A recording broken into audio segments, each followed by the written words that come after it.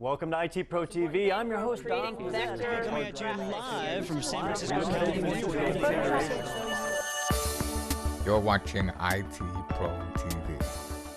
Hello, and thank you for watching IT Pro TV, helping you level up with IT learning everywhere you go. I'm your host, Zach Memis, for this episode of CompTIA Linux Plus.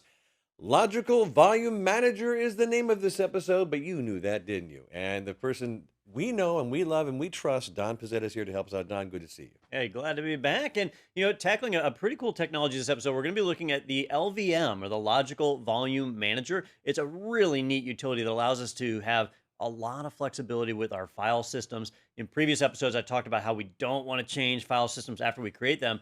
LVM actually makes that a lot easier. So in this episode, we're going to see, what the LVM is, obviously, but how to install it, how to get it configured, how to arrange our disks using the LVM, and then provide us that flexibility down the road. So that's all coming up right here in this episode. So what do we need to know to get our system ready for the LVM? All right, so the odds are that your distro supports the LVM. It might not be installed, but you should have support for it. Most of them do have it installed by default. Unless you do like a minimal install, it might not. We can check that really easy, so that's going to be kind of step one. The other thing is we're going to need some hard drives, right? The LVM is a logical volume manager. It's requiring to create logical volumes, or kind of virtual disks, and those have to lay on top of actual physical disks. So we're going to need some in order to do this. Now, you can use LVM with your root directory and your home and so on. So you can have a lot of things mounted that way. In fact, when you install Linux, you probably have the choice to pick to use the LVM. If you watched our installation episodes, I didn't choose that. So my disks are currently set up without using the LVM. If I want to create it from scratch, well, I just have to know a handful of commands. So let me run through a couple of the basics here. The first thing, I'm going to make sure that LVM is installed. There's a few ways to do it, but the easiest way is to use your package manager. So I'm going to do a yum list LVM star. The main package you're looking for is called LVM2 because it's version 2 of the Logical Volume Manager. And so when I look at mine, I see I've got installed packages, and LVM2 and LVM2 libs, the libraries, those are already installed, so I'm good to go. If they weren't installed, I would just do a sudo yum install LVM2. If you're on an Ubuntu machine, I believe the package there is actually just called LVM. I don't think it has the number, but it is version 2 that it installs by default. So I've got it. It's right there. And so now I know that I've got the tools. The next part are the disks. I'm going to need some disks, and I'm going to be attaching them to the LVM system. So when I do that, it actually expects you to already have a partition on the disk. You don't have to format it, but at least needs to have a partition. And normally we fret about the size of the partition and the disk type and all that stuff. LVM really doesn't care about that. It just needs to have a partition in place. So if you've already got one, you're in business, I'm going to do an LSBLK, and I've got 3 disks, SDB, SDC, and SDD.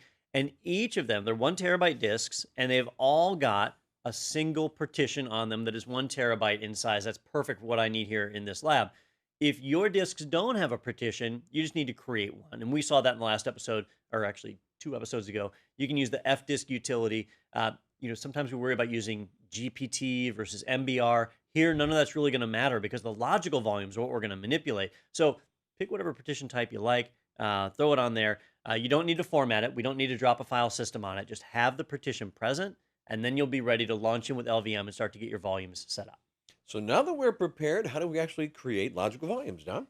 All right, so now we can go in and we can start to create this, but it is actually a little bit, I'm going to call it complex. It's not that complex, though, but there's actually 3 steps we have to get through. Let me bring up a diagram here to show you so we can kind of have a better understanding of this. Inside of the LVM, there's 3 different things you work with. There's physical volumes, there's volume groups, and there's logical volumes. All right, we have to create all 3. We're going to start with the physical volumes. Now, notice it says physical volumes, not physical disks. Right. I have 3 physical disks, and they've got a partition on them, but they're not considered volumes yet. We're going to bring those physical volumes, those disks, into LVM. So we've got to create physical volumes, and these will match up with our physical disks. I've got 3 disks, so I'm going to need to create 3 physical volumes, right? Then we create a volume group. A volume group is where we gather the physical disks together to create a combined pool of storage, all right? In the diagram here, there's 3 2 terabyte drives. So they get gathered together into 6 terabytes of storage. Once that's done, then we can start slicing and pulling from that storage however we want. I can say, all right, I need a 3 terabyte disk. And so we can slice that out of the volume group by creating a logical volume. Now, 3 terabytes is bigger than any one of these physical disks. LVM will manage spreading that data across the disks to be able to allow for that space. And what's really neat is down the road, if I decide, man, I'm running out of space, I need to add another terabyte to that disk, we can go in and expand that logical volume. We can add another terabyte onto the side of it, just slice it right out of the volume group. Or what they've done here in the example is sliced out a second 3 terabyte disk and pulled it right out. So LVM lets us do that, but it requires these 3 components. We're going to have to create each one. Fortunately, we've got tools that do all that. It's all, when you install that LVM2 package, it installs a whole collection of tools. To help you with this, if you memorize these 3 names, which you definitely want to do for the exam, the tools almost always start with letters that match up with what you're doing. So the physical volume tools almost all start with PV. And then the logical volumes start with LV, and the volume groups start with VG. So when you take a look at your system, let me just jump over here. If I take a look inside of /user/sbin, and I look at, I want to work with physical volume, so I'll just look for PV star. All right. I can see right here, I've got PV create, PV change, PV remove, PV resize. These are all my physical volume utilities that let me mess around with them. And then if I want to look at volume groups, I can look for VG star, and I'll find all of them. Almost the same as what we saw for physical volumes, except we have some new options in here for like VG import, VG reduce for shrinking and growing, all those different ones. And then lastly, we had logical volumes. So that was LV star. And I'll see each of them tucked away inside of there, like the LV display and so on. Some of them are aliases or shortcuts. A lot of them are interchangeable. Like LV display will show me all of my logical volumes. LVS actually stands for logical volume show. It will show me my logical volume. So some of these kind of overlap with each other, but it's pretty easy to spot the utilities. And we just need to go through creating them. And you create from the ground up. We're going to create our physical volumes. Then we're going to create our logical volume. Sorry, we create our physical volumes. Then we create our volume groups. Then we create our logical volumes on top. So that's the basic process that we're going to go through. And so let me just run through that. And I'm going to start a little more simple than in this diagram. I'm just going to do 2 disks. I've got 2 1 terabyte disks. I'm going to combine them into a 2 terabyte volume group that I can then slice out into a logical volume. All right. So what I can do is I'm going to start with PV create. All right. And actually, let me sudo this so that I'm an administrator. So I'm going to sudo the PV create command, and I need to tell it the disks that I'm bringing in. Now, remember I said we need a partition on each one. We saw I already have some partitions. So I'm going to bring in /dev/sdb1 and /dev/sdc1. All right, those are the 2 disks. I have a third one, SDD1. I'm going to hold on to it because I want to show you guys adding more storage after the fact. So I'm just going to grab these 2. So when I do that, it sees the disk. And remember how I said you don't have to format it? Here's why. It sees I've already got a format on there, and it's going to wipe it. It's going to erase whatever's on there. It needs the partition. It doesn't need the file system. So I'll say yes to let it wipe it. It's going to do the same thing on the other disk. There we go. So they're wiped, and now they've been brought into the LVM. And I should be able to see that by doing PV display, which is my physical volume display. Oops, non-root user. So let me just rerun that. Whoops. And there we go. And so now it's going to show me those 2 physical volumes, SDB1 and SDC1. They're 1 terabyte. They each have a UUID that's been assigned, and I can see all of that right there. So they've been brought in the way that I want them. Now I can create a volume group to combine these 2 together, and I'm just going to use, you guessed it, VG create. Now, this command's a little bit different. I'm going to create a volume group, and that volume group needs to have a logical name that I can map to. When I have a hard drive, the hard drive is referenced as /dev/something, right? A device ID. Well, our volume groups need to have device IDs also. And there's a service that's running in the background called the Logical Volume Manager Mapper, the Mapper service. And the Mapper service is what's going to create /dev entries for our logical volume. So it's really important. So when I start to create a volume group, I have to give it a name for what I want the volume group to be. And that's going to become part of the device name for my logical volumes. There'll be /dev/ usually /mapper/ and then the volume group name / and then the logical volume name. So it gets kind of long. So when I create this one, I need to give it a name. I would normally name this based off of what I intended the pool of storage to be used for. But here on the show, just to keep things a little bit easy, I'm going to call it VG1. This is volume group 1. And that way you guys will easily be able to tell, that I'm working with a volume group. So I'll stick with VG1. And then I need to attach the physical volumes to it. My physical volumes were /dev/SDB1 and /dev/SDC1. All right. So that's going to create the volume group, and it's going to attach those two physical volumes to it. If I do a VG display, let me sudo that. There we go. I can see that it's here. I can see that it has somewhere in here my size here, my volume group size. It's only showing 15 gigs right now, so I need to give that a moment for it to kind of sync up. But if I scroll back up here, oh, sorry, I'm looking at the wrong volume group. I already have a volume group from something else. If I had looked at the VG name, see how that one's called CentOS? Mm-hmm. That's one of my, one of the ones the operating system created, not mine. So I need to scroll up. Here's VG1, and it's got the right storage. Thank goodness. So I can see right here, I have 1.95 terabytes of storage available inside of this volume group, ready to be sliced out into logical volumes. And to create those logical volumes, we're going to use LV create, right? Which I'm going to sudo. One of these days, I'll remember to do that right off the bat. With a logical volume, we're slicing out storage and turning that into a disk. So I'm going to do LV create, and I need to tell it the size that I want this to be. Okay, I want mine to be, let's say I'll just do 200 gigs, or I could do the full 2 terabytes if I wanted, or 1.5 terabytes. Maybe I'll do 1500 gigabytes. So I'll put in 1500 G. And then I need to tell it the volume group that I'm getting the storage from. I might have more than one volume group. I just have one, so I'll type VG1. Then I need to give it a name. And again, normally I would name this like web storage or file storage, or something that told me what it was for. But in this case, to keep things easy, I'm going to call it LV1. This is logical volume number 1. All right. So when I go to create that, it builds it, and we can use LV display to be able to verify that. All right. So when I take a look here, again, I'm going to ignore the ones the operating system created and find mine. Here's LV1. That's a part of volume group 1, and it is 1.46, or basically 1.5 terabytes in size. Bigger than one of my disks, right? And so I sliced it out. I still have more space available, but that one's grabbed right there. And if you look at the device name that it assigned, we've got /dev/VG1/LV1, right? So it's not so hard to remember. It's not /dev/SDA or SDB because there's no physical device. These are virtual mappings, /dev/VG1/LV1. Now, in Red Hat and CentOS, they do a really good job of mapping it that way, so it's easy to remember. You just do the volume group followed by the logical volume. In other distros, they'll nest it under a mapper folder, which I likely have. If I go into /dev and take a look, yeah, here's that mapper folder that I was talking about. And I don't know if it'll let me go into there. Oh, it did.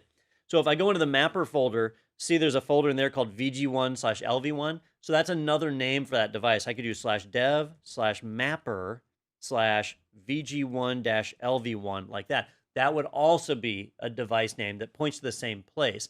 But it's kind of nice having /dev/VG1/LV1 like that. That's easier to remember, and it makes a little more sense for us humans. Just know that not every distro does that, so look for that mapper folder if you need to. But at this point, I've created the physical volume. I've created the logical volumes, the volume group in the middle. We've created all that. It's running. I used the set of commands that are the most common for me. There are more commands, though, that are available. So, for example, I did PV display, VG display, and so on. I could have also done PVS. And, whoops, it is not liking the fact that I left a bunch of other stuff on that command. So let me redo that. There we go. PVS, which gives us kind of an abbreviated view of the volumes. When I did PV display, we got a lot more information. PVS, it's kind of summarized. And so I can see the SDB1, SDC1 that are attached. I also have VGS for volume group. And so we can see that, again, kind of summarized. And lastly was LVS to see the logical volumes. So if you just want a quick view, those tools are also really handy to be able to look at. And then there's like PV scan, which will scan your system and trying to find physical volumes to bring in. So there's a number of other utilities too, but the basic creation is done with those handful of commands right there. Are we able to format and mount the logical volumes like regular disks done? Oh, yeah. So after this, it acts just like a normal disk. It's got a slightly weird name, but otherwise it's a normal disk. So For example, if I want to format this one, let's go ext4, right? So I would do sudo mkfs.ext4. So I'm going to format the disk, and I'll point to /dev/vg1/lv1.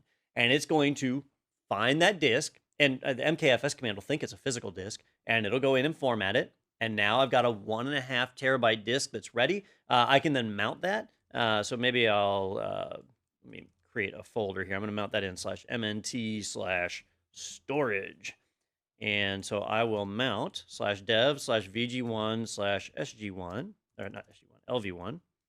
And I'm going to mount that into /mount/storage like that. So now it's mounted, and I can go and start putting files in there and working with it. If I do a df-h, I can see /mount/storage right there. 1.5 terabytes of space available. It's ready for me to start dumping things in there, and I work with it like normal.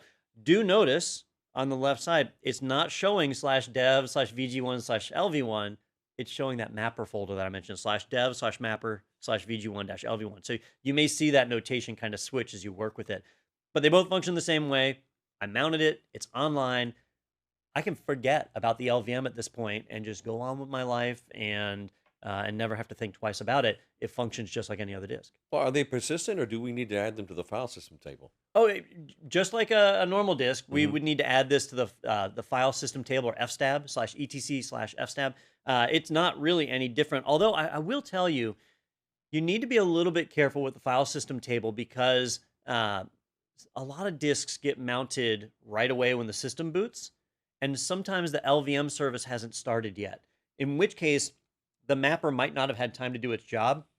So when you're mounting inside of the file system table, it's usually better to use the /dev/mapper name as opposed to using the /dev/vg1/ whatever, because that name might not exist yet at boot time. You can try it out on yours to see what works, but basically you would just add that to /etc/fstab, just like any other disk, except for the device name. Well, here you can see they've got one already mounted, /var/log/audit is /dev/mapper/whatever. So as long as you use the mapper name, you'll be in good shape, and you can mount it, and it'll be persistent. So, Don, how would we go about adding more storage? All right, so I mentioned at the beginning of the episode, I had that third disk that I was holding. I got another terabyte. So let's just say over time, I fill up this 1.5 terabyte storage drive that I just made, and I want to add more storage. Well, I've got 500 gigs more storage in this volume group already that I could slice out and add and expand to 2 terabytes. But maybe I know that I'm going to add another terabyte of data. So I need to add more than that 500 gigs that's available. I can go and add another physical disk to my server, and I can incorporate that into the LVM. I can bring it in as another physical volume and expand out my volume group. Once I've done that, I can expand out my logical volume. And then lastly, I can expand out my file system. And before you know it, I'll have more storage. So let's see what that looks like. Basically, I'm going to go to my command prompt. And first off, I would need to shut my system down, add another hard drive, right? And then we would need to create a partition on it. I mentioned we always need to have a partition there. If I do a lsblk, I can see that SDD disk right there. It's already got a partition on it. And actually, I didn't bring this up earlier, but I can see the volume group and logical volume names have been attached inside of lsblk, so I can see those guys are tied up into logical volumes.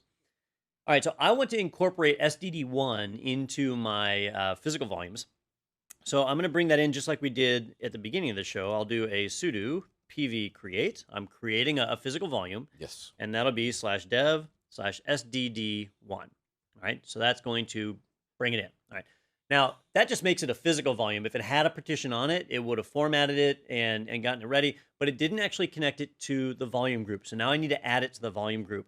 And for that, it's actually a little bit different. When I did it earlier, I was creating the volume group, and you can add physical volumes at the time.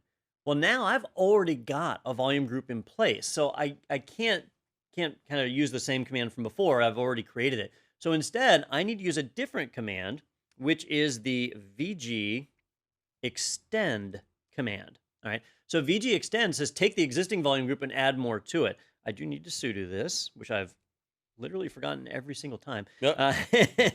And so I'm going to be extending vg1, and then I need to tell it the disk that I'm adding to it. I'm adding /dev/SDD1.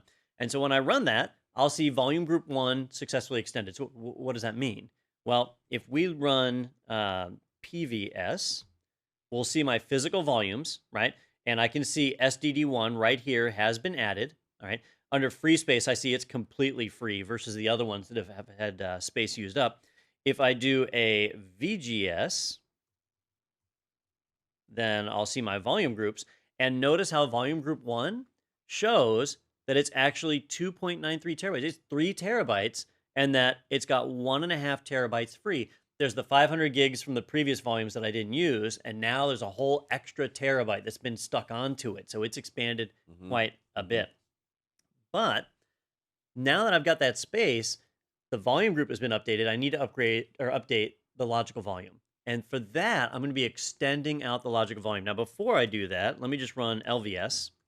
And so looking at it here, I can see LV1 right now is 1.5 terabytes. So I'm going to run sudo LV resize, and I'm going to resize that partition. I want to grow it by 1 terabyte. I'm going to add some more space to it.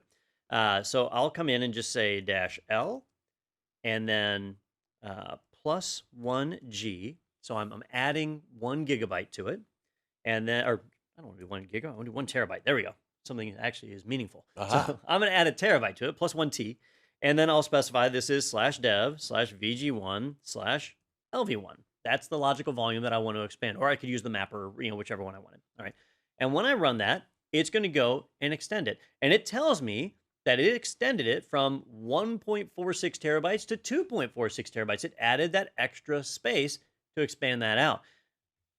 You might think you're done. And technically, as far as the LVM is concerned, you are done, right? If I do a LVS and look at my logical volumes, it's now 2.5 terabytes. So great, we're done. Except the file system won't recognize that yet. If you do a df-h and take a look at it, it still shows as being a 1.5 terabyte partition. And that's because I formatted it with ext4, right? And the ext4 partition that's on there is still 1.5 terabytes. It's got an extra terabyte of free space on it, but it doesn't know that. The LVM has expanded everything that it can expand. Now it's up to your file system. So if you're running XFS or ext4 or whatever, you'll need to use that file system's tooling to be able to expand it out. So this is where things start to differentiate. I'm running ext4 on this one, so I can just use its tools. With it, you have a utility called resize to FS. With XFS, you have to use the XFS admin command. Or no, actually, it's XFS_resize, I think is the one for that. Be careful with it. If you're running Red Hat, Red Hat will tell you that they do not officially support resizing XFS partitions. So you can do it, but they don't support it because they tell you just need to back up, format, and restore. So that's kind of how they are. But with ext, we can just use the resize to FS command. And I'll point that at /dev/VG1/LV1. And if you don't provide any other options, this utility will just expand it to fill all the available space. So when I run that, it sees there's more space. It goes and acquires that. And if I take a look at my storage now that disk shows as being 2.5 terabytes in size.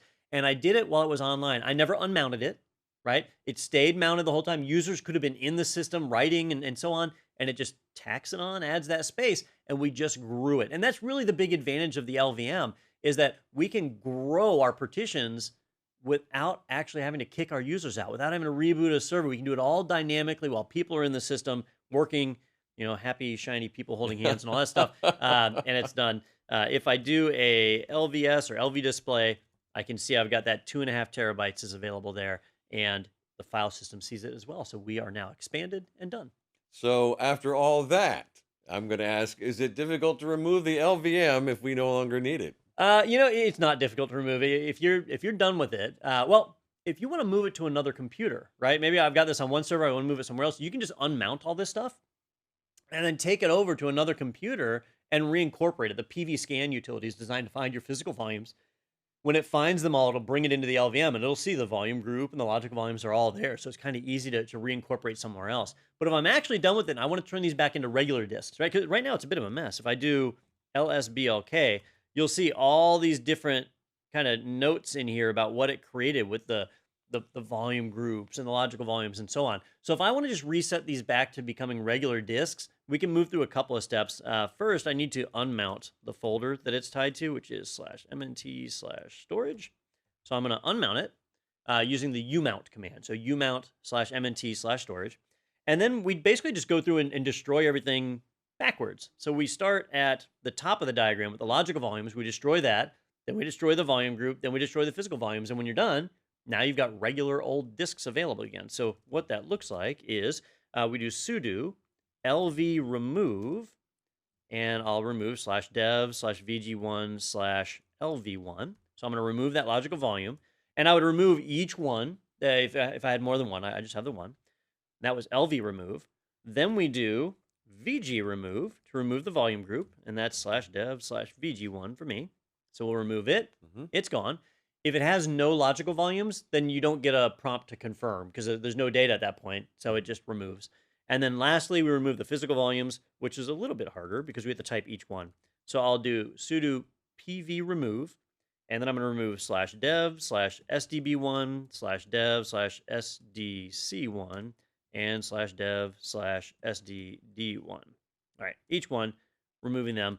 And see how it says successfully wiped? It actually kills off that that file system. And now if I do an lsblk, I'll see where those guys are just 3 regular old disks with regular old partitions sitting on them, waiting for me to format them and put them back in use as non-LVM disks. So pretty easy to remove all this stuff. Logical Volume Manager, another wonderful episode. Don, thank you very much. And before we move on, what else would you like to say? Most of the distros that are out there turn LVM on by default if you're doing a desktop install. So you likely already have it. On servers, it's usually not on by default. They're just standard assignments. And honestly, if you're not going to be expanding your disk storage, then the LVM doesn't really bring you any benefits. So there's some snapshotting features that are kind of nice that we didn't really get into. But you can actually do that stuff without the LVM too. So when I do server deployments, it is rare that I use the LVM because there's just no real benefit to it. So keep that in mind. Just because a feature's there doesn't mean you have to use it. On desktops, though, it is kind of nice. If you got a storage disk and you're running out of space, that you can add more. If you got a laptop, though, pretty hard to add extra storage to a laptop. You're usually replacing a disk, and the LVM doesn't help with that. So do understand that it's not always the right solution. Sometimes it's perfectly fine to just go with regular disks and create your partitions on there. Can be a little easier to manage sometimes too. Great advice. Thanks, Don. And here's some more great advice. Watch every episode of CompTIA Linux Plus. You're going to be very glad you did. It's going to help you now and in the future. And don't forget about the supplementary information in our course library that will do only one thing, help you be more successful. So check that out too. And tell everybody you know about IT Pro TV. IT Pro TV is binge-worthy. Thanks for watching. I'm Zach Memis. And I'm Don Pizzette. We will see you again soon.